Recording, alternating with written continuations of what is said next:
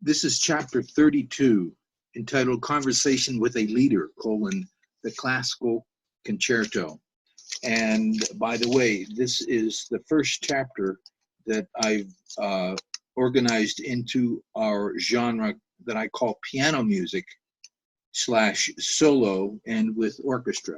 So I've taken the chapters from the textbook that are relevant to that genre. So we're going to look at Mozart, a Beethoven sonata, Chopin piano music, Fanny Hensel music, and Scott Joplin piano music from the ragtime period, and then end with the selection chapter 62 on John Cage, which is pretty cool stuff. All right, so chapter 32. Let's go to my prepared PowerPoint, which allows us to be efficient, okay? Now this is 31, that's wrong. It's 32. The classical concerto form has 3 movements, alternating fast, slow, fast. Of course, you know what that is, right? The first movement in the concerto, for the classical concerto, is the longest and the most complex. It's called first movement concerto form, and we'll talk about what that is and how it differs. And then we're going to sample music by Mozart, his piano concerto in G major, Kerschel 453, with its graceful melodies, brilliant piano passage work, and virtuosic cadenzas. We'll have to learn what that is, right? Improvised solo passages is not an example, is a notable example of the genre, right? Mozart wrote like 27 piano concertos. And anyway, so again, this is about the concerto class, the concerto, which is just updated for the classical period, and which involves the addition and modification of the first movement, and the addition of the solo passage, which occurs frequently at the end of the first movement or the third movement, called a cadenza.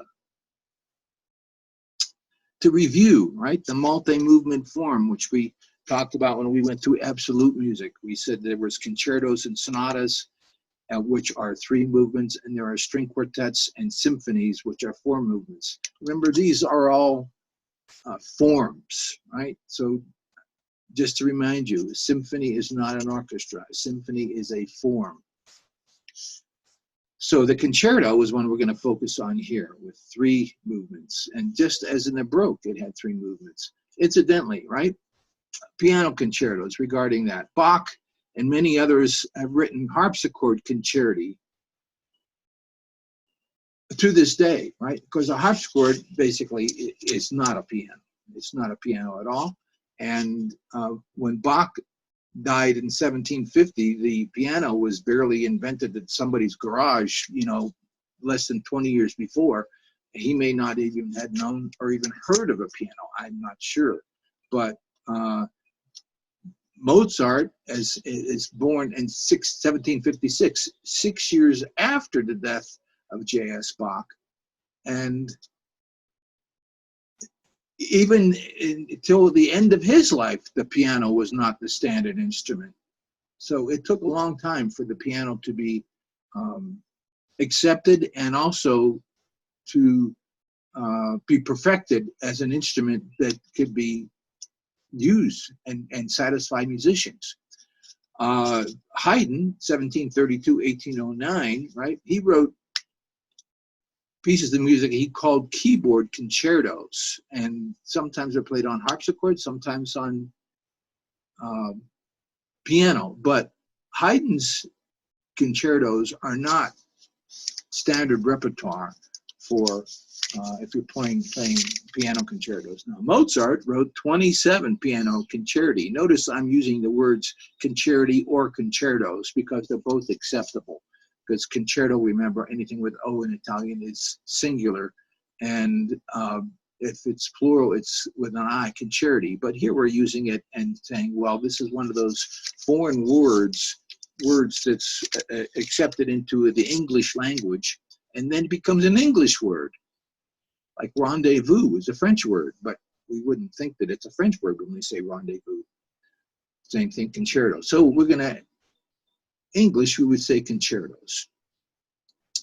Robert Schumann, remember we listened to his vocal music, his leader, he wrote one piano concerto. Mendelssohn wrote piano music with orchestra. Sometimes it was concerto, not really concertos, but it was piano music with orchestra. Other composers, Brahms, we sampled his music, his Symphony Number 3, the third movement. I can hear it in my head, right? Frédéric Chopin, we're going to talk about him. He is the inventor of modern solo piano music, and Franz Liszt was also famous for his crazy and wild live performances. Rachmaninoff, later in the Romantic period, wrote a piano concerto. Actually, dozens of composers have written piano concertos to this day.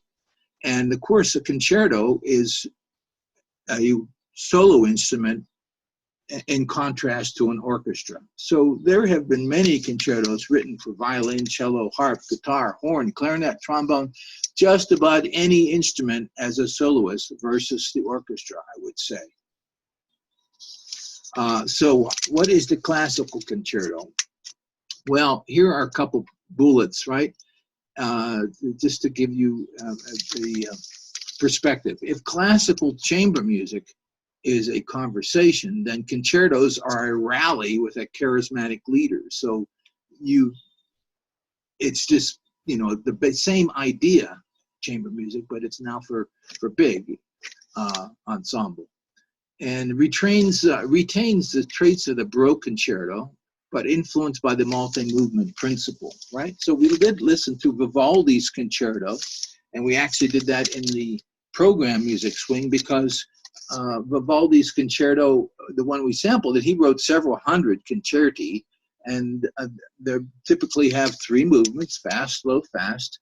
But the Baroque concerto is going to have a Baroque style, and it's going to use a lot of ritornelli. Remember what that is? Where the theme keeps coming back, and you have the orchestra plays a theme, and then the pianist, and then the orchestra plays a theme. So this is a typical Baroque style, and in the Vivaldi concerto, it had ritornello. So this is the difference. One of the differences between classical concertos and Baroque concertos is the classical concertos don't use ritornello or ritornelli.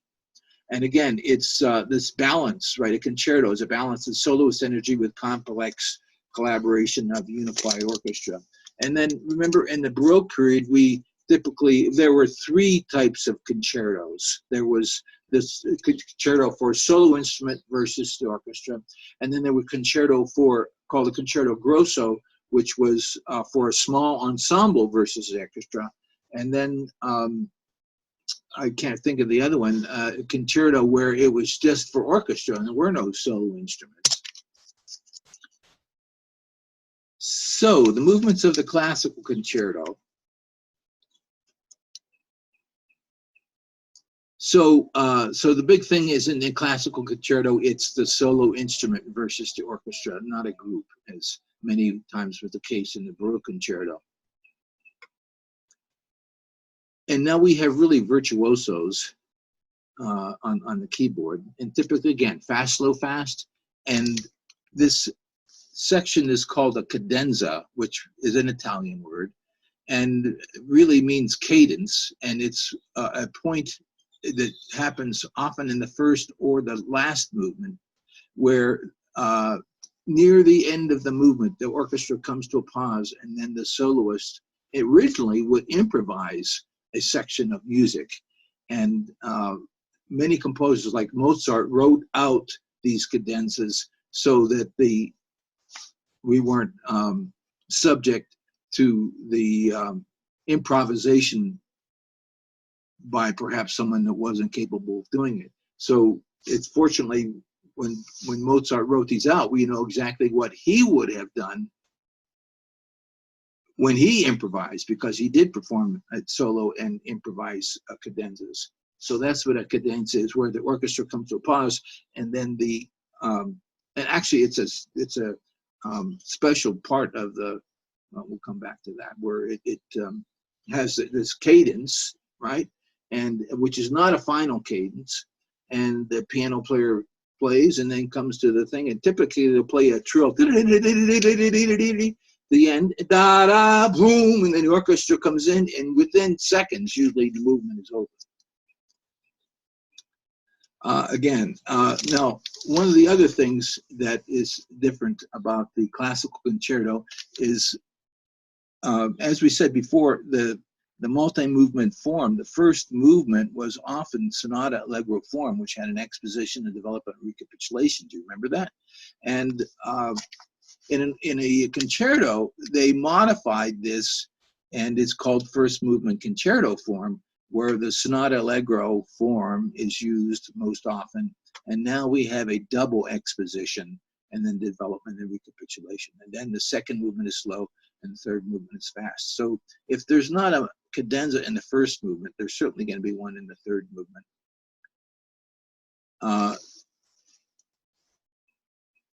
So again, we have that first movement form is the sonata allegro form, double exposition,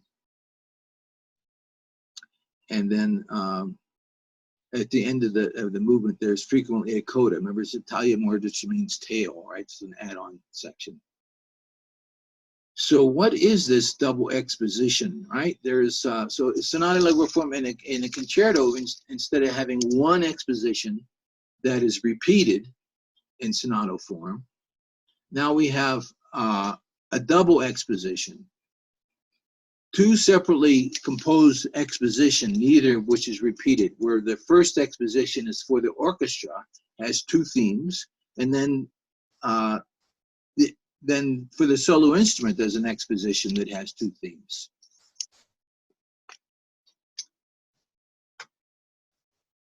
Anyway, this key structure is details. And again, referencing that this cadenza that happens near the end of that first or the third movement, and we call the chord a 6/4 chord because it's a cadence, but it's not a final cadence. And we would call the last chord the ultimate chord. And then the next to last chord we would call the penultimate chord. And the next to the last chord we call the anti-penultimate chord. And so that's where we hear the 6/4 chord, and the solos will signal the impending conclusion by trilling, and then this is kind of tonic dominant relationships with harmony, and ends the movement. Here is a engraving of a concerto performance with a woman soloist from 1777. So remember, Mozart died in 1791. So this is certainly in a chamber, not on a stage. Apparently they had a lot of pets, right? Notice the horns that are without valves, right? Flutes. Mozart's forte piano, now in the Mozarteum in Salzburg, Austria. I didn't have a map included in this chapter. Notice how the colors of the white and black keys are the reverse of today's piano. So it doesn't matter what color the keys are. But this is a lot smaller piano than the ones we use today, right? So again, getting into the piece of music we're going to sample by Mozart. He wrote 27 piano concertos. Can you imagine that? And in 1784, remember he died in 1791, he wrote 5 concertos. And we're going to sample one of those 5 concertos. Remember we said that the K stands for Kerschel, which is a man's name, and it's the, he cataloged Mozart's music and organized it and assigned numbers to it. So this is standard reference to a piece of music, because say, well, I'm going to play piano, Mozart's piano concerto. Well, which one? Well, Kerschel 453, right? Tells it exactly. Now,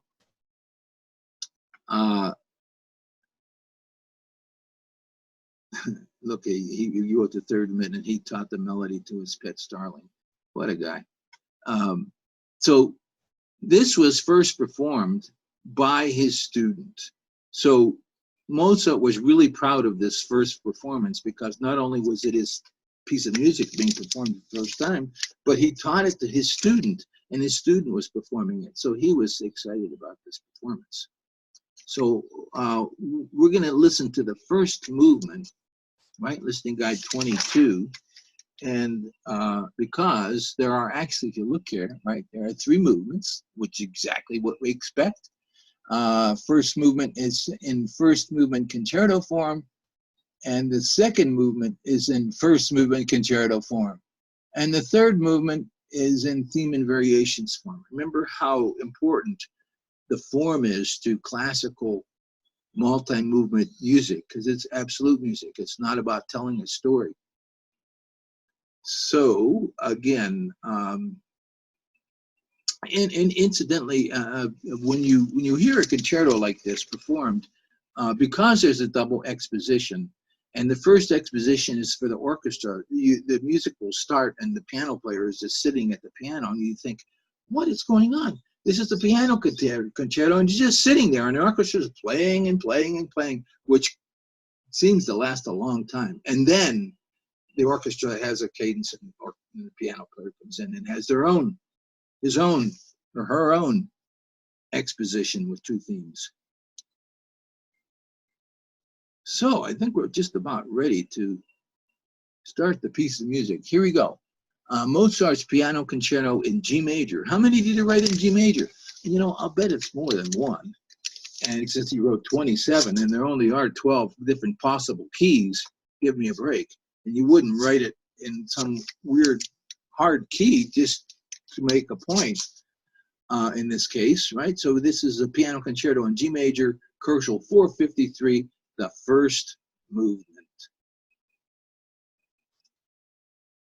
See if you can identify the theme 1 and theme 2, right? The orchestra, dum bum ba-dum bum bum, dee-da-dum, dee-da-dum, bum dee-dum, right? And then the orchestra's second theme, bum bum ba-da-da-dum, ba-dum bum ba-da-da-dum. Remember, when you write a theme 1 and theme 2, you want one to be kind of jumping around and the second one to be kind of smooth.